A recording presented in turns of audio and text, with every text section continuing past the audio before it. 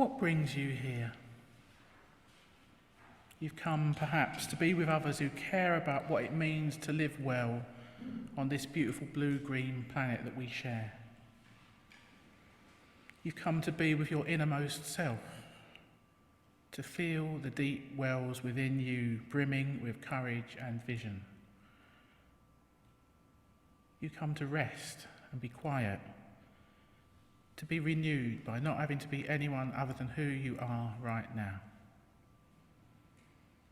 Maybe you've come to cry out, to rattle the walls that contain all the prisoners of injustice and greed, and to help tear those walls down. Whatever brought you here, you are welcome. The world needs a few people who are honest, even to the point of accepting their imperfections. The world needs a few people who are brave enough to risk individual comfort for the sake of a larger love. The world needs a few people who honour their own suffering, as well as their ability to transform pain into compassion. The world needs a few people who are willing to step into the unknown, who are ready to truly come alive. So this morning, let us gather in peace and hope. Let us make room for the infinite possibilities of the Spirit.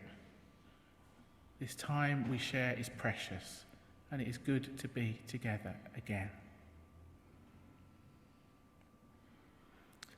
Well, these opening words by my old mate Bob Janis welcome all who have gathered this morning for our Sunday service. Welcome to those of you here in the building in Kensington. Welcome to everyone joining us via Zoom from far and wide. For anyone who doesn't know me, my name is Jane Blackall and I'm Minister with Kensington Unitarians. The theme of this morning's service was chosen in connection with this being the last Sunday in LGBTQ History Month. It's a time for all of us to remember and celebrate the lives and achievements of our spiritual ancestors in the LGBTQ community, those trailblazers and pioneers, or to borrow a word that I first picked up from my friend and our church member Gaynor, queeros, short for queer heroes. So in that spirit, today's service is titled Learning from Lionel.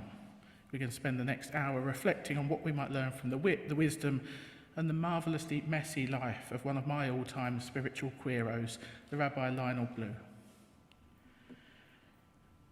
But let's do what we always do. Let's take our customary pause before we go any further. Let's check in with ourselves. How are you doing in this moment? It's a grey, cloudy morning somewhat outside, but what's your inner weather like today? Take a moment to tune into your feelings, and if you can, just observe them quite neutrally. If you've discovered any worry or agitation or preoccupation, maybe see if you can set that aside for now. Anything you really need to deal with will still be there in an hour's time. We make this hour sacred with our presence and intention. So let's do our best to truly be here now.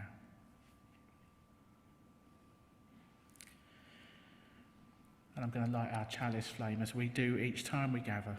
It's a simple ritual that connects us in solidarity with Unitarians and Unitarian Universalists the world over, and it reminds us of the proudly progressive religious tradition of which this gathering is part.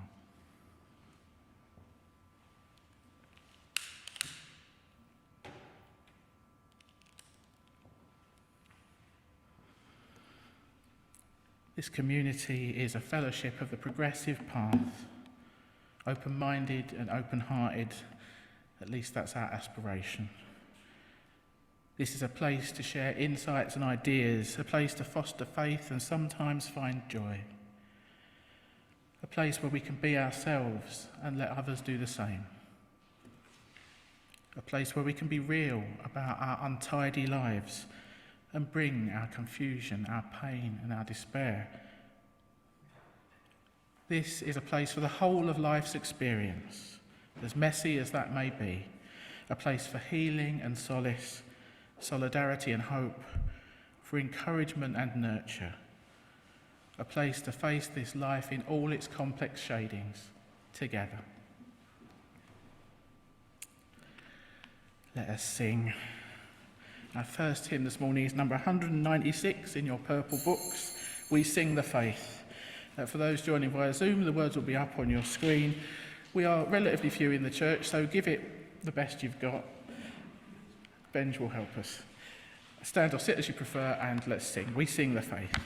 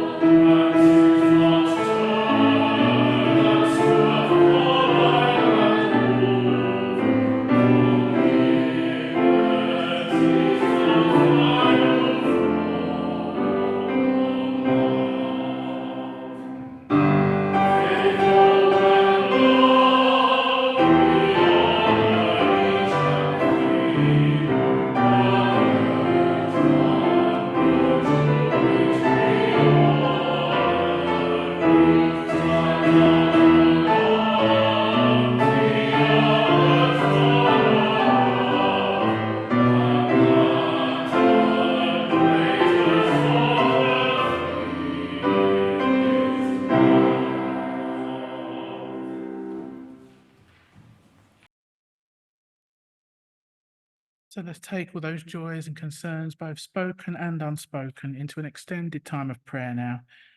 This prayer is based on some words by John Saxon. You might want to adjust your position to get more comfortable, put down anything you don't need to be holding. Perhaps there's a posture that helps you to feel more prayerful. Whatever helps you to get into the right state of body and mind for us to pray together now, to be fully present in this sacred time and space we've co-created, present with ourselves, present with each other, and with that which is both within us and beyond us.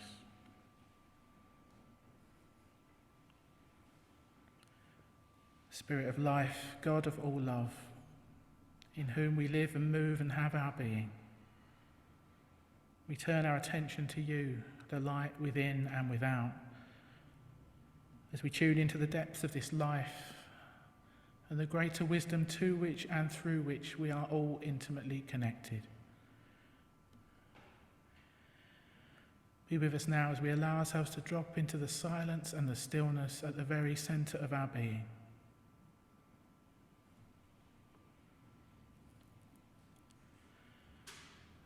Our words, our minds fail us when we ponder the enormity, diversity, complexity, and wonder of this world. And yet we sense that our lives are part of a larger life, that we are indeed connected with everyone and everything, one interdependent web of being. And there is something immanent, transcendent, that nurtures and sustains our lives and life itself. Something that calls us and all life to grow to greater wholeness and harmony.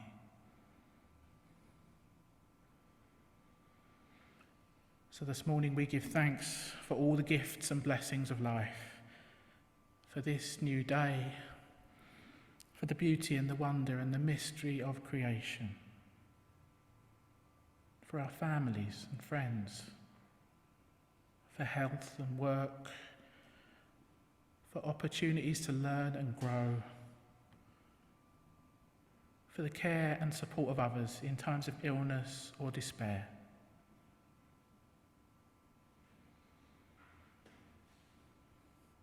And we remember too this morning that others, our human kin, here in this gathering, across the nation and around the world, so many live in poverty and fear, illness and isolation, violence and insecurity. So many are ground down by systems of injustice and oppression, or caught up in chaos and confusion that is not of their own making.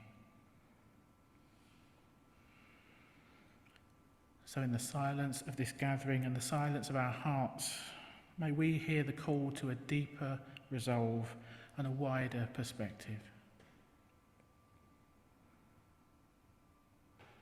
May we live with greater compassion and care for ourselves, for others, and for all creation.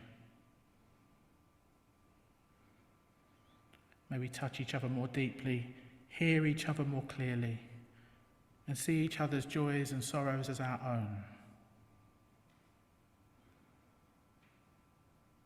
May we strive to be and become more than we are, more loving and forgiving, more kind and honest, more authentic and open, more connected, more whole.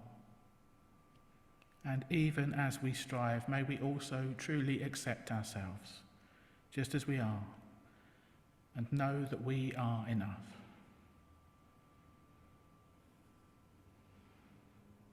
May we face all that comes our way with hope, faith, and courage, knowing that life is ultimately good and we are not alone.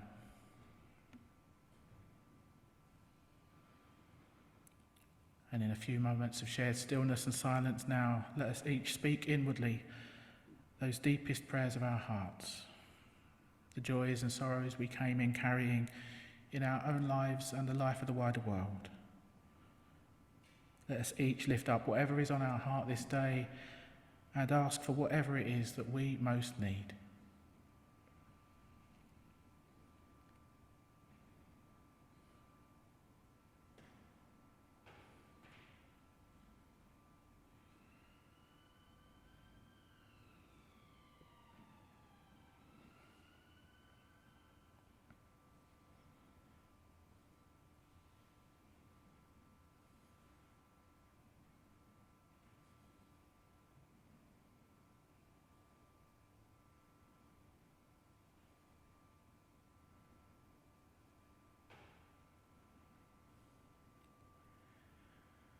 Spirit of life, God of all love, as this time of prayer draws to a close, we offer up our joys and our concerns, our hopes and our fears, our beauty and our brokenness.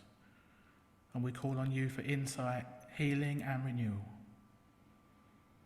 As we look forward now to the coming week, Help us to live well each day and be our best selves, using our unique gifts in the service of love, justice and peace. Amen.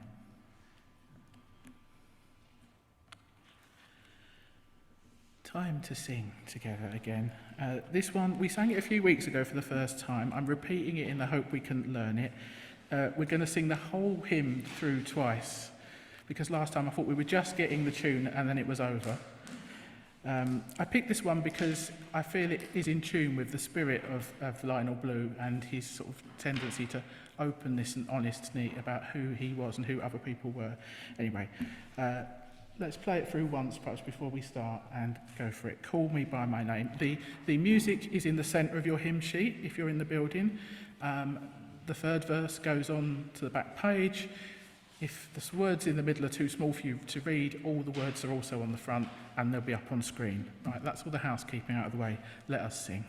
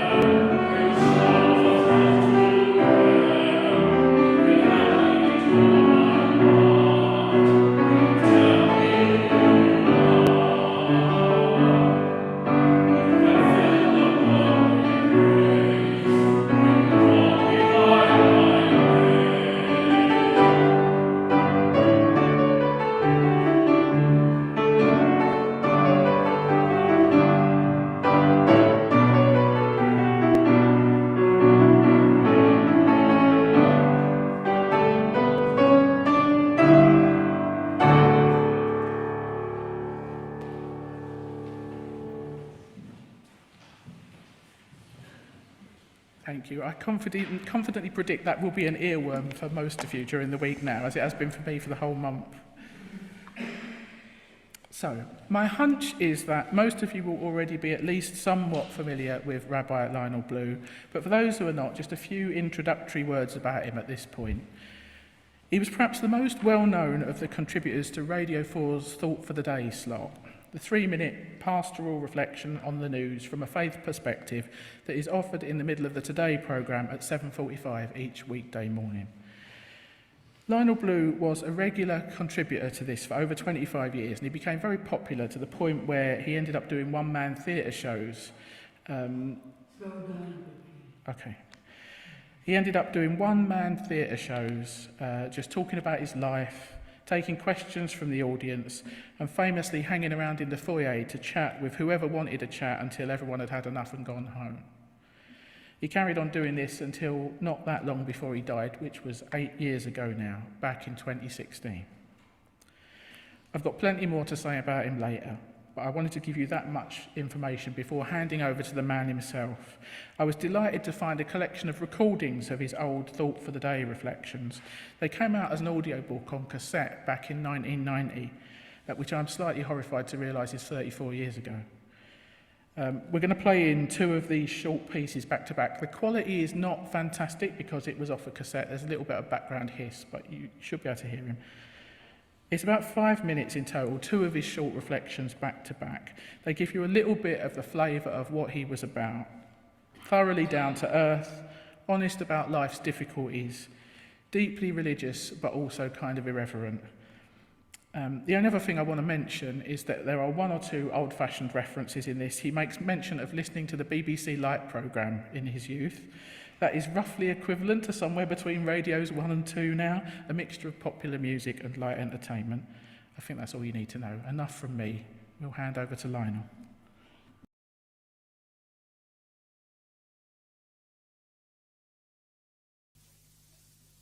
You wake up on a Monday morning, switch on the radio and wonder what sort of world you're in. You've got your own personal problems, there's the tax form, falling through the letterbox, an awkward interview with your boss, and what's more, there's no Marge left in the fridge. You feel gruff and growly already, and when you turn on the radio, you shoot bolt upright and whimper, because there's been yet another plane disaster, this time on the M1, which you've driven up and down so many times. Death is very, very close. You need a cup of tea fast. Some people say God is everywhere and in everything, so evil doesn't really exist. It's just goodness in disguise. We can't see it, that's all. I once tried to see the world that way, and it made me cross-eyed. Neither concentration camps nor plane disasters are good in disguise. Dead bodies, weeping relatives are never good. Some people take the opposite line and say if hell exists, then this is it. But that doesn't fit the facts either. I meet too much goodness and love in this world for that, too much charity, too much kindness. I think things go wrong and disasters happen because the world is an incomplete sort of place. Like you and me, it's struggling towards its own perfection, but it hasn't got there. It's still going through its birth pangs. So what's our place in it? Well, I once sat in the church not far from a concentration camp and thought about all the tragedies that had happened there. Why, God, didn't you take a hand in it, I cried. Then I thought, how can God have hands? He's pure spirit. But if he hasn't got hands, is he any use? Then suddenly it hit me. We're God's hands in the world, and he works through us to complete his creation. So don't dive back under your duvet as you hear the news this morning. Religion means facing facts, not fleeing from them. Get up quickly, have your cup of tea, and work out what you can do. Can you comfort someone on the plane or give something to a disaster fund? It's a dreadful Monday morning, that's true. But that's why you're here. You might look and feel a mess, but you're God's representatives, his hands on earth, working to complete his creation. It's what you were created for. So come on, get up and get on with it.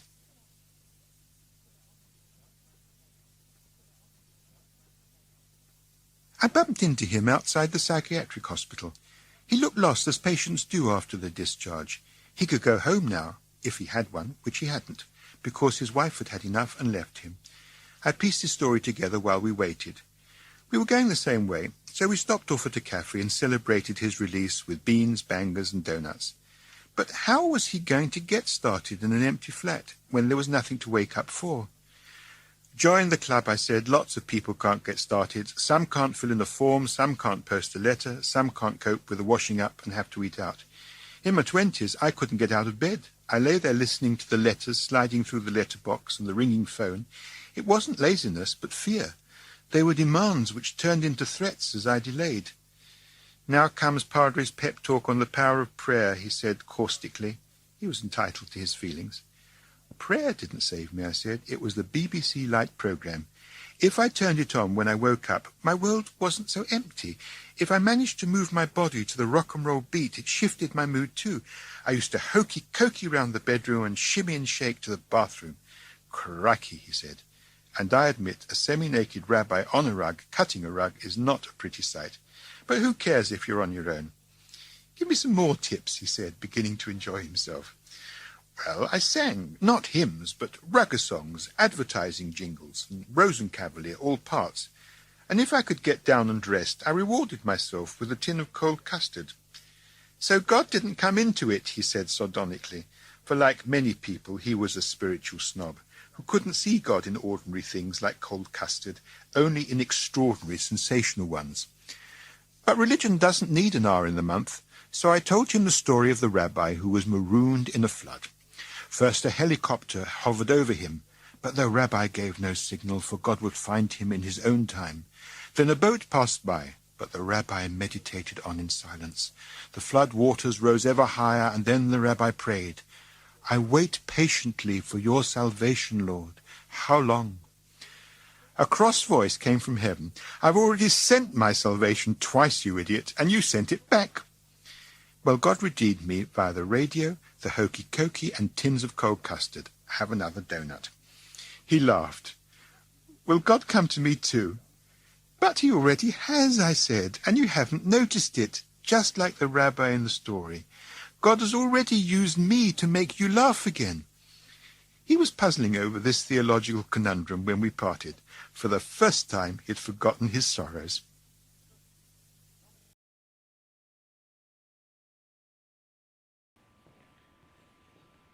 I realise he was speaking quite fast too, but there is a transcript of this on the website, which you can have a look at afterwards if you missed any of it. Really lovely to hear his voice again.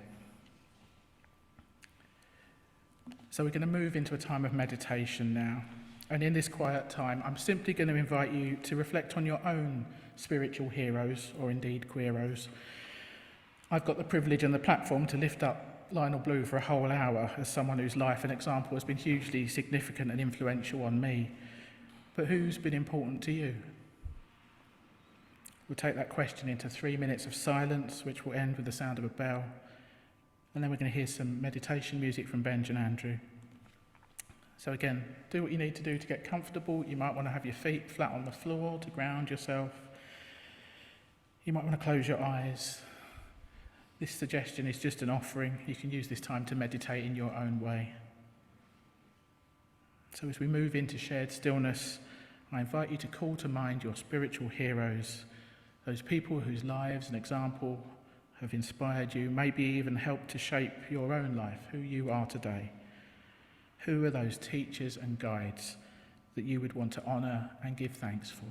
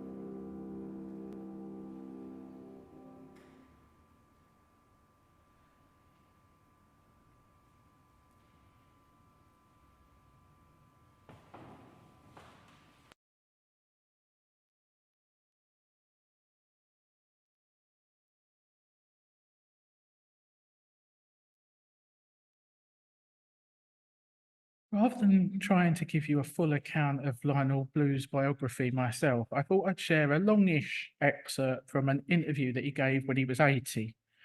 It gives a flavour of his story and what he was about. He was interviewed for The Guardian by Stephen Moss, and this is what he wrote. You probably won't find God in Rabbi Lionel Blue's semi-detached house in Finchley, North London. In fact, it's so cluttered, he's a trawler of junk shops. It's a miracle if you can find anything. But you might find Fred, one of the names that Blue gives to his highly informal deity. And you will certainly find Jim, his 84-year-old partner, who makes me a coffee and then tactfully absents himself while radio's favourite rabbi extemporizes a 1.5-hour performance. I'm not sure I can quite call it an interview. Blue, despite being 80 and having been diagnosed with Parkinson's disease last year, still does one-man theatre shows, and I feel as if I'm sitting in the stalls. We're meeting to discuss his new book, The God Seeker's Guide, a sort of self-help manual for people searching for spiritual meaning. But since Blue's religion is rooted in his early years, he was an unhappy only child in a Jewish family in London's East End, who as a young man was tormented by his homosexuality. Inevitably, the conversation is more about his own life rather than the niceties of theology. He has no time for what he calls the stiffnesses and solemnities of organised religion, and the congregation he really cherishes is the one he's reached through Thought for the Day on Radio 4 for the past 30-odd years. It's a congregation of all faiths and none, he says, mainly none. Blue doesn't have any panaceas for his listeners. When I first became a rabbi, he says, I thought I knew the answer to everything. Someone will ask me a question, I'll look in my books, give them the answer, and that's that. But as you go on, you realise most of life's problems have no answer. A loves B, B loves C, C loves A, and you're piggy in the middle. Or the problems with your mortality, like the ones I've got now. There's nothing you can do about it. But you somehow deal with the problems without nightmares if you make it humorous. When he started doing Thought for the Day, his old teacher advised him to talk about the problems affecting Jewish people at that time. And had he done so, he probably still wouldn't be on air 30 years later. He says, I didn't think I could add that to all the other problems in people's lives while they were eating their cornflakes. So I thought, what can I give people? And I went, as I constantly do, back to my own experience. Dad was out of work. Ma was in hospital for a long time. I was brought up by my grandmother, who was an old Russian peasant woman, a very pious one. I remember that what kept us going at that time, in the era of the 1930s depression, was the humour. So I started telling jokes. He offers a bracing view of what God offers. Sometimes people write to me and say, Dear Rabbi, can you give me a prayer or a mantra or some object of piety which can take away my problem? The answer is I can't, because if I knew such a thing, I would use it for myself. I tell them, what you're asking from me is not religion, but magic. Religion turns problems inside out, and you see things in them that you never saw before. But that's a very difficult thing to tell people on the radio in the morning, that there are no answers. So what does he tell people who are seeking God? I tell them some of the things that helped me. There is no proof or disproof of God. It's not a theorem. But you can wander into any place of worship you like and just start chatting as honestly as you can with whatever's there and see what happens. He did exactly this at the age of 13, when he was a Marxist atheist who'd been compelled to go through with his bar mitzvah, marking his transition from boy to man. He raged against God for making him gay. He said he was already lusting after the school football captain, and for doing nothing to help the Jews in Germany. He says, I sat back in a kind of fury, and what I got back in my mind was, well, Lionel, you've certainly become an adult, even if you haven't become a man.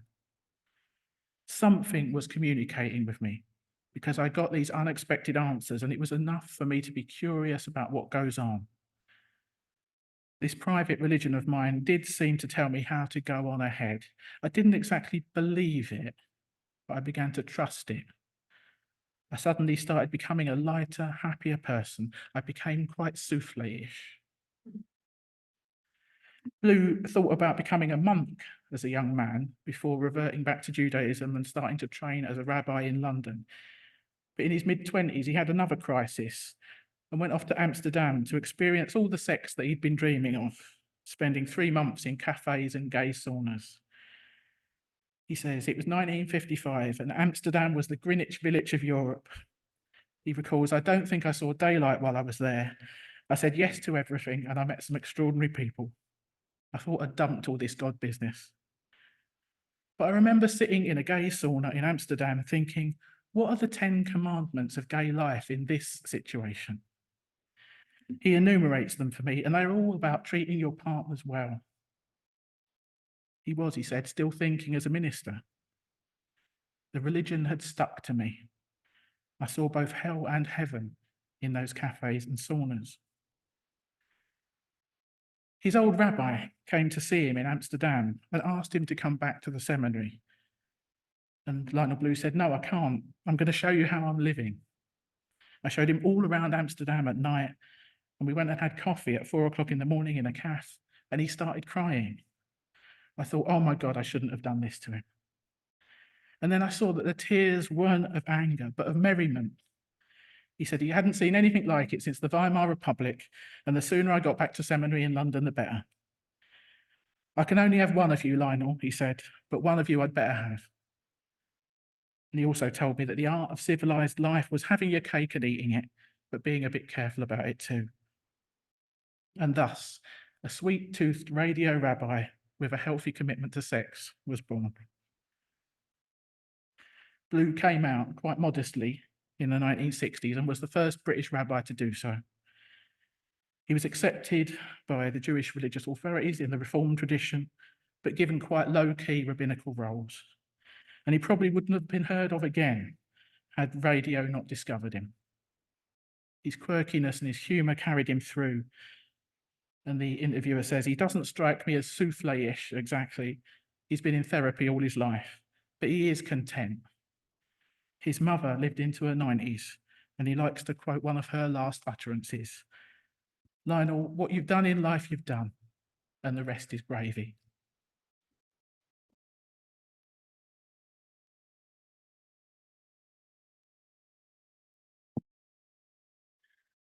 So I think by this point in the service, it's pretty clear that I love Lionel Blue.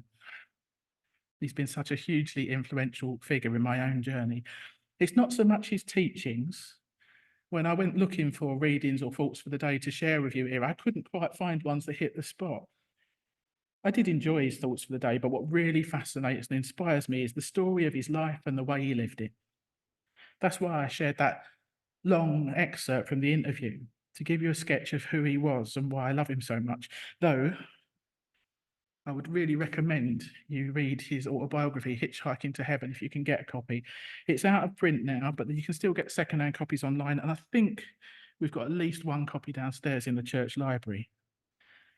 I was lucky enough to download the audio book years ago. It was only released for a couple of years and you can't get it now, but to hear it in his own voice is really something. So this is just a mini reflection. I just wanted to take a few minutes to share a little of the wisdom I feel I've learned from Lionel down the years. Here are my top 3 takeaways of Lionel wisdom. First off, I've learned that it is important to be real, to be authentically yourself, even if the reality of your life is messy. And by all accounts, especially his own, Lionel Blue was a bit of a mess. Physically scruffy, personally chaotic. He had to do a lot of work on his own psychological troubles over many years. He endured a lot of turmoil and suffering, including a major breakdown in his youth. But my hunch is that this life experience and his willingness to be so very open about it was perhaps what made him such a relatable and compassionate voice for so many. He really embraced life's contradictions. He crossed boundaries all over the place, though always, I think, for the greater good. And he broke free of various constraints. And in doing so, he invited others to join him on the journey of liberation. Most obviously, he came out as gay in the 60s in a religious role when it was a very risky thing to do. The second thing I want to highlight is Lionel's relationship with God. It seems to me this was absolutely his compass, his reference point. And whenever life was tough and he didn't know what to do, he would instinctively call out for help, even if he didn't know who he was calling to. And I think that's what enabled him to go against the grain and do things that were a bit countercultural, against the rules or the norms of his time. Lionel spoke of his first religious experience as falling in love with love. That was his primary understanding of the nature of God. And I think it led him to ask in every situation, what would love do? He would do his best to follow God's direction or love's direction, even when it was tough to do so. In the opening pages of his autobiography, he acknowledges the many names he uses for the divine: heaven, my soul, inner voice, whomsoever, whatsoever, he says a lot. JC, Fred, God, another dimension, Old Smoky, Holy Spirit, he, she, it, and more. I have used so many because my beliefs have not stood still in the last half century, and nor have my needs, he says. They are all pointers in the same direction. And the third and final thing I think I learned from Lionel is a certain sort of religious pragmatism. On the front of today's order of service, I put a quote from another interview he did with The Independent back in 2004. I'm going to share just a slightly longer version of it now. This article was written by Paul Vallely. He writes, "To judge from his massive thought for the day postbag, he says, most people come to religion out of need. There's some problem in their life. They're no fools. They know that a little prayer is not going to wash their problem away. But they want to know if religion can help them to understand it, to cope with it, live with it, be creative about it. By and large, they don't care about the provenance of the solution as long as it works." And the same could be said of Lionel Blue himself. As you enter his home in Finchley, by the front door, there is a mezuzah, a Jewish scroll symbolizing that God is in the house. Elsewhere, there is an Orthodox Christian icon from Bulgaria. A Hindu saint presides over the breakfast room. Elsewhere, the whole of the Quran is framed. But there are no might-have-beens among the items. He says, "I found at various times that all these have been helpful." Lionel took religious wisdom and comfort from wherever it could be found. He once wrote a book called My Affair with Christianity. And even when he was at seminary studying to become a rabbi, he went on holiday to a monastery and he was worried about his teachers finding out and disapproving.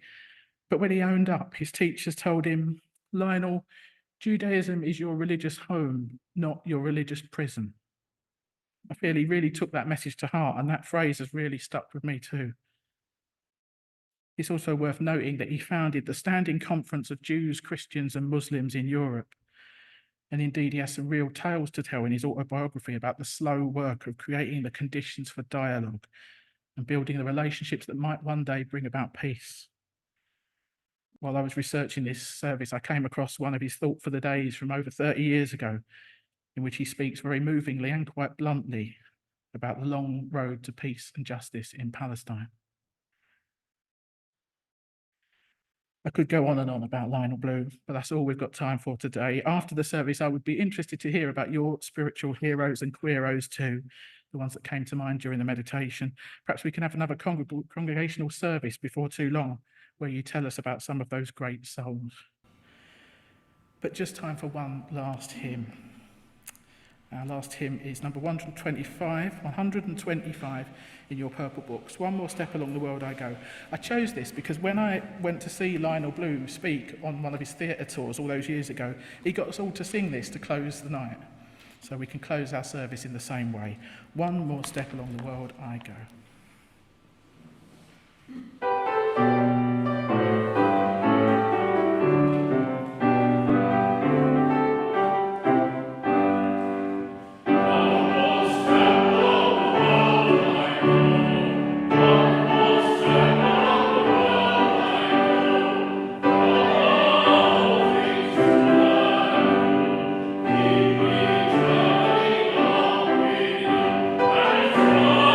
Oh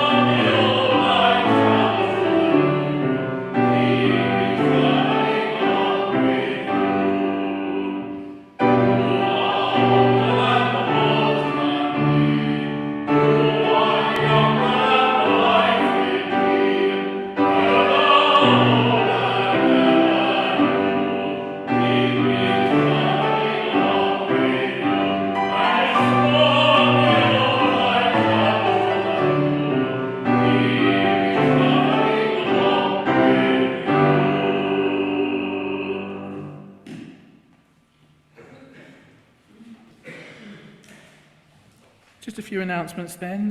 Thank you to Ramona for tech hosting, for Sherry co-hosting at home, to Benj and Andrew for playing for us. Liz has already gone out to make the coffee, and thanks to Julia for welcoming. There's cake on offer after the service as usual. This week it is berry lime drizzle, despite Sainsbury's informing me that we have a national shortage of raspberries.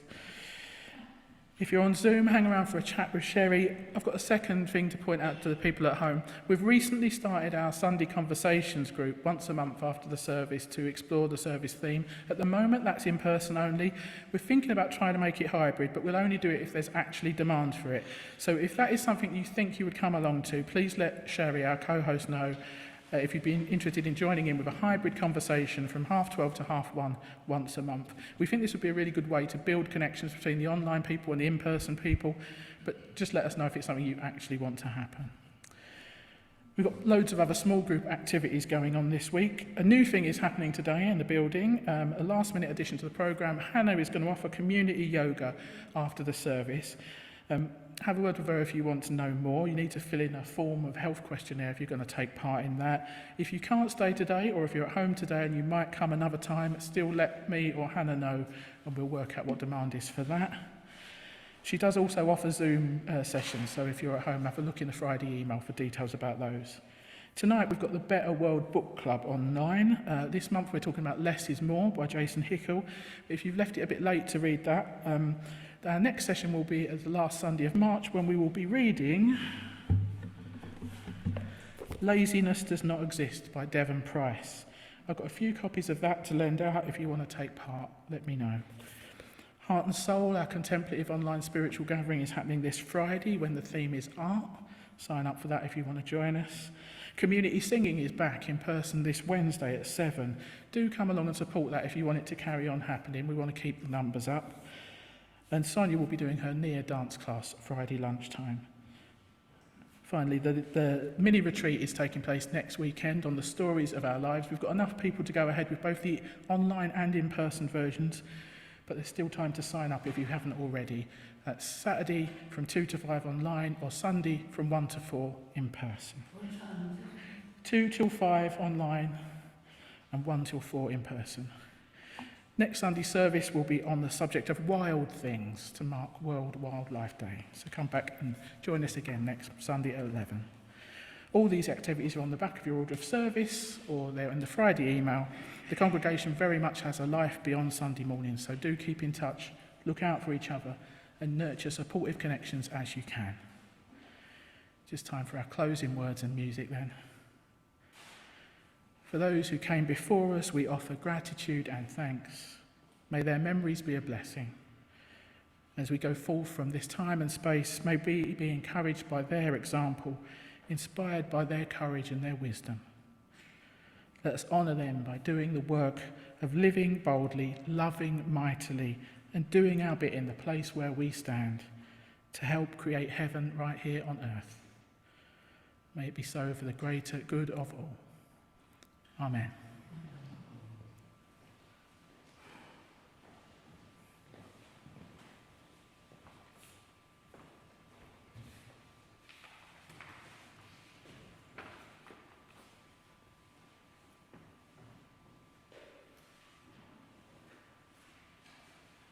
Mm-hmm.